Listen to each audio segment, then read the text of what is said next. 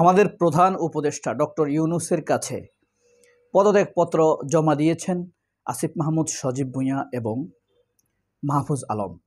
এই আন্দোলনের মাস্টারমাইন্ড। মানুষ অনেক হাসাহাসি করেছে, অনেক কিছু করেছে মাস্টারমাইন্ড শব্দ নিয়ে, তবে তার যে অপরিসীম ভূমিকা তা অস্বীকার করা যাবে না। তার ভূমিকা কেবল তখনই অস্বীকার করা যাবে যখন আর কখনো যদি 5ই আগস্টের বা 36 জুলাই আন্দোলনের ভ্যালু না থাকে। যতদিন এই আন্দোলনের প্রতি সম্মান থাকবে, হাসিনা বিদায়ের প্রতি মানুষের চেতনা জাগরুক থাকবে, ততদিন পর্যন্ত মাহফুজ আলম থাকবে, সাদেক কায়েমরা থাকবে, আসিফ মাহমুদরা থাকবে, আক্তাররা থাকবে। তাদেরকে বিদায় করা সম্ভব না। আর বাংলাদেশের মানুষের মনে গণতন্ত্রের আকাঙ্ক্ষা চিরকালে থাকবে। তারা যে পদত্যাগ করেছেন, চমৎকার অনুষ্ঠানে আমরা দেখলাম দুজনের ভিন্ন ভিন্নভাবে। প্রধান উপদেষ্টার ফেসবুকে এটা আপলোড করা হয়েছে। তবে এই পদত্যাগটা কিছুটা বিস্ময়কর এবং আজবও বটে। তারা পদত্যাগ করার আগে ফিল্ড যাচাই করা উচিত ছিল, তাদের পপুলারিটি দেখা উচিত ছিল, তাদের এগেনস্টে কী কী আসতে পারে তা জানা উচিত ছিল। সুযোগ থাকলে পুলিশের গোয়েন্দা বিভাগ থেকে তথ্য নেওয়া দরকার ছিল তাদের বিরুদ্ধে কোনো অভিযোগ আসতে পারবে কিনা।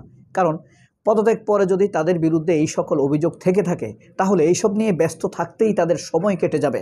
তারা নির্বাচন, গণতন্ত্র, মাঠ এবং মানুষের ন্যায় বিচারের দিকে মনোযোগ দিতে পারবেন না। তাদেরকে ডিজিএফআই এবং হাসিনার ফেলে রাখা সুশ্রী ফাকরানি সাংবাদিক বলেন, নিকোলেরা বলেন, এরা নানান অভিযোগে প্রশ্নে জর্জরিত করে রাখবে।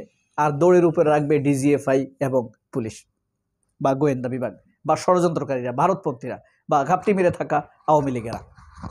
এটা তাদের যাচাই করা দরকার ছিল।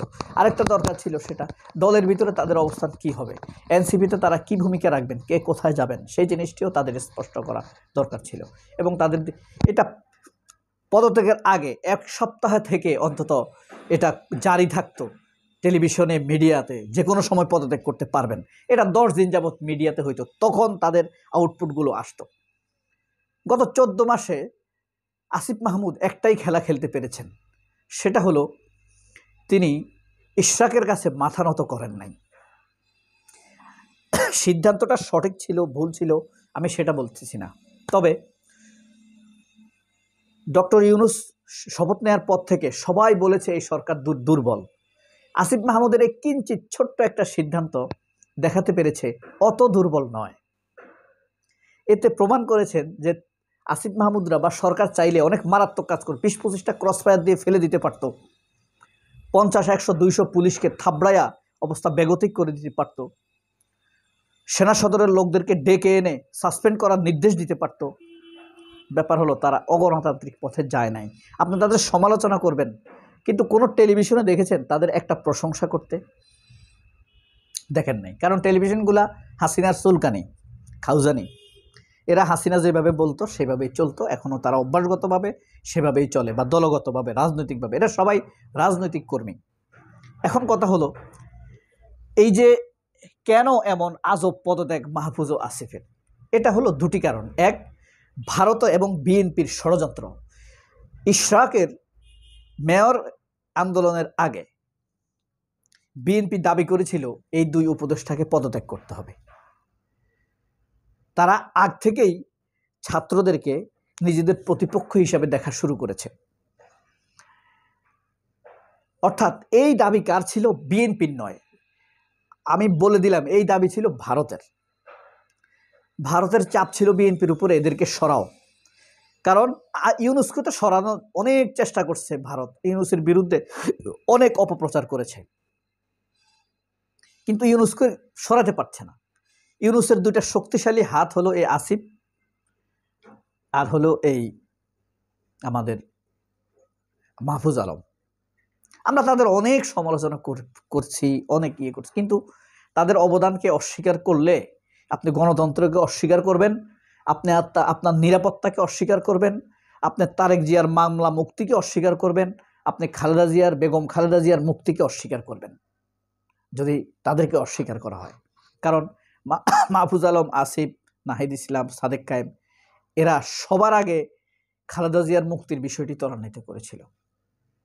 মাহমুদুর রহমানের স্ত্রীর মামলার জামিন নিশ্চিত করেছিল নির্বাহী আদেশে। সুতরাং এদের অবদান আপনি অস্বীকার করতে পারবেন? তবে তাদের যে এখন পদত্যাগটা ঠিক আছে, আমি মানি, হয় পদত্যাগ করার দরকার ছিল আরো 3 মাস আগে ফিল্ড যাচাইয়ের মাধ্যমে, নয়তো রাজনৈতিক দৃষ্টিভঙ্গি ঠিক করে পরিকল্পিতভাবে তাদের এটা করা দরকার ছিল। তাহলে কেন এখন করলো তারা তো বললেই পারতো আমরা রাজনীতি করব না, আমরা নির্বাচনের পরে বিদায় নিব, এটাও তো করতে পারতো, করে নাই। ওইটাই ভালো হতো। কিন্তু দেখেন, ভারত ডক্টর ইউনূসের অধীনে যারা ভারতপন্থী, ধরেন আসিফ নজরুল, তৌহিদ, মজুমদার, ইমাম মজুমদার, এই যে ভারতপন্থী শক্তিগুলো আছে, ওয়াকার, এরা নানানভাবে পরিবেশ তৈরি করেছে এরা যেন বিদায় নেয়। ঠিক আছে, বিদায় নিলে তখন ডক্টর ইউনূসকে দিয়ে, তৌহিদকে দিয়ে যা খুশি তাই করাতে পারবে, ইচ্ছা মতো করাতে পারবে। আপনি ফারুকি, আরকি, এরা সব ভোলের পাগল, এদেরকে একটু সুবিধা দিলে যেমনে বলবে এমনি করবে। সাংস্কৃতিক ব্যক্তিত্বদের কিন্তু, সাংস্কৃতিক বা অঙ্গনের লোকদের ব্যক্তিত্ব থাকে না, এরা 70% কাপুরুষ, আর একটু যদি শক্তি পায় এরা অত্যাচারী হয়ে ওঠে। কাপুরুষ, দুর্বল, ভীতু লোকরা যখন একটু নির্ভরতা পায় তখন কিন্তু এরা মারাত্মকভাবে স্বৈরশাসক হয়ে যায়, অত্যাচারী হয়ে যায়। মনে রাখবেন, অত্যাচারী লোকরা ব্যক্তিত্ববান না, ভীতু, ভয় পেয়ে তারা অত্যাচার করে। সাপ কখন ছবল মারে? যখন ভয় পায় তখন ছবল মারে। কিন্তু বাঘ যখন তখন মানুষকে কামড়াতে যায় না, দৌড়ানি দেয় না, ক্ষুধা লাগলে সে তার টার্গেট নেয়। কিন্তু সাপ ভয় পেলেই ছবল মারবে। ঠিক আছে, কুকুর যখন তখন যেখানে সেখানে জিভ দিবে, কাক যেখান থেকে সেখানে খাবে, কবুতর যেখান থেকে সেখান থেকে খাবে না। এটা কিন্তু নানান সুন্দর ব্যাপার স্যাপার আছে। আবার অযোগ্য লোক যখন কোনো কালক্রমে ভালো পজিশনে যাইতে পারে তাহলে সে কিন্তু অহংকারী হয়ে ওঠে। আমি আপনার কাছে এর সাথে দোয়া চাই, আল্লাহ যেন আমার কোনোদিন অহংকারী না করে। আল্লাহ অজান্তে জানতে আমার সূক্ষ্ম অসূক্ষ্ম কোনোভাবে যেন অহংকারটা স্থান নেয় না, বা এই দোয়াটা আমি চাই। একক তো নামাজ না পড়লে আল্লাহ মাফ করে দিবে, অহংকার শিরক আল্লাহ মাফ করবে না। নামাজও আমার যেন নামাজও না ছুটে, এটাও দোয়া করেন। কিন্তু আমি যেন কোনোভাবে অহংকারী না হয়ে ওঠে, কারণ একটু অহংকার সব নামাজ টামাজ তো শেষ করে দিবে। তো যাই হোক, তাদের এই পদত্যাগের সিদ্ধান্তে আসলে আমরা কতটা উপকৃত হব জানি না, এনসিপি কতটা উপকৃত হবে জানি না, বাংলাদেশের রাজনীতি কতটা উপকৃত হবে আমি জানি না। সরকারের ভিতরে থেকে যদি উপকার নাও হয় আমাদের, তবুও ভালো ছিল। সরকারের একটু মনোবল ছিল, সরকার না, ডক্টর ইউনূসের একটু মনোবল ছিল, আওয়ামী লীগের ত্রাস ছিল, তারা প্রশাসনের ভিতরের আওয়ামী লীগের ত্রাস ছিল, তারা ভারতপন্থীদের ত্রাস ছিল। হ্যাঁ, আর বিএনপির ত্রাস হওয়া লাগে না, বিএনপির একটু চোখ রাঙানি দিলেই হয়, তবে জায়গা মতো দিতে হয়। ঠিক আছে, বিএনপি খামোশ হয়ে যায়, আর আওয়ামী লীগকে মাইট দিতে হয়, নাহলে কন্ট্রোল করা যায় না। আপনি এটা বাস্তব।